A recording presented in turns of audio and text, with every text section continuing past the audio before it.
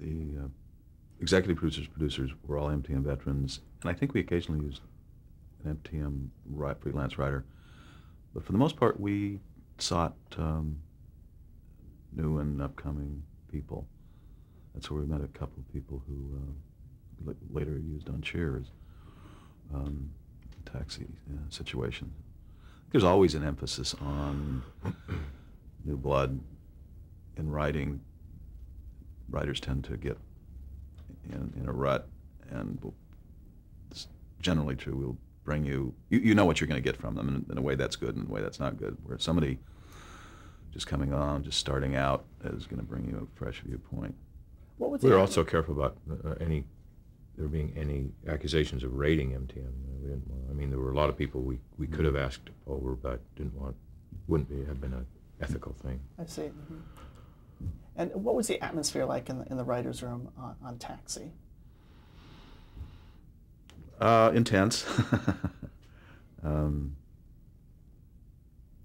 Pretty high energy. Yeah, very high energy. It would a great deal depended on whether Jim Brooks was in the room. If Jim was in the room, Jim was directing the rewrite, and everybody was delighted to have him do it, because first of all, if he wasn't there and you did something and then he came in, he would probably change it. So it was good to have him there in the first place, but also just because the man was so brilliant. Everybody I know, every writer I know who's ever worked with him has been a little bit in awe of Jim Brooks. So when he wasn't around, the whole process became a little more chaotic and democratic. And of the other three, when Brooks wasn't around, was there one more in charge? Well, that was a bit of a problem sometimes. I think they were all vying for the top position. I guess Ed would usually kind of direct things, but it's hard to say. It did get a little loosely structured, wouldn't you say? Yep. And sometimes there would be some differences of opinion that would come to an impasse. Was it was like a substitute teacher. Who were some of those writers who worked on Taxi? Barry Camp, Earl Pomerantz, Ken Eston, Sam Simon. Well, certainly Sam Simon.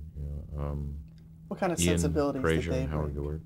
I mean, how would you characterize some of these writers? Wow, they're all very different. Very different, and they very funny, brought a fresh perspective. Taxi was one of those shows we were fortunate enough that good writers wanted to work on it. You didn't have to do any recruiting, so you would get spec scripts from some very, very good writers and some not so good writers, but in any case, we were fortunate in that respect. It's here again, I think it's hard to think of a sensibility. We the executive producers and we pretty much charted the stories for a year, so we knew what we wanted. We just needed the writers to execute.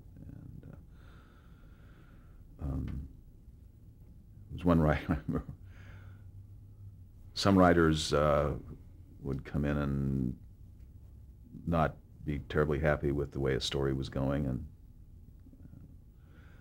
so we acquired, I think we started getting a touch of authoritarian attitude on Taxi, which helped. We said, no, that's the way we want it. And what we were saying is that's the way they want it. But at a certain point, I think you have to not allow a writer to deviate too much from what as a producer of a series you want to do. At the same time, you don't want an automaton.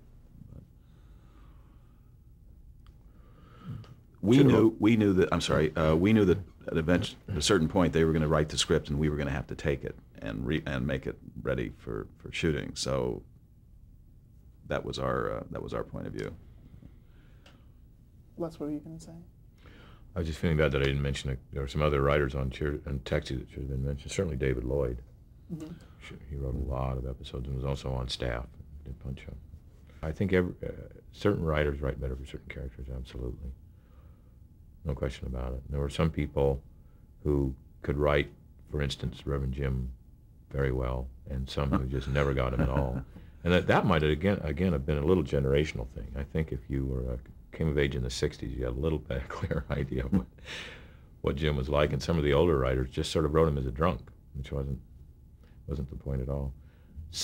There were some people who could not and almost would not write for the Carol Kane character.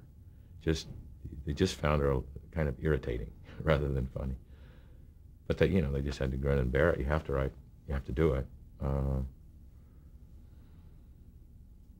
Yeah, and there are certain characters that you'd love to write for, and others that are just kind of a chore. We always had, tried to on Taxi have a certain number of episodes where each season, every character should have a certain number of episodes that he's the major person in. We call it, the actors call it being in the barrel that week.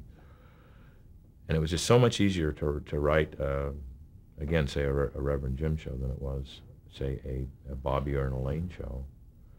And not because of the actor or the actress, just the characters weren't as weird and wild and fun. At least that was my feeling. Maybe some other people felt differently.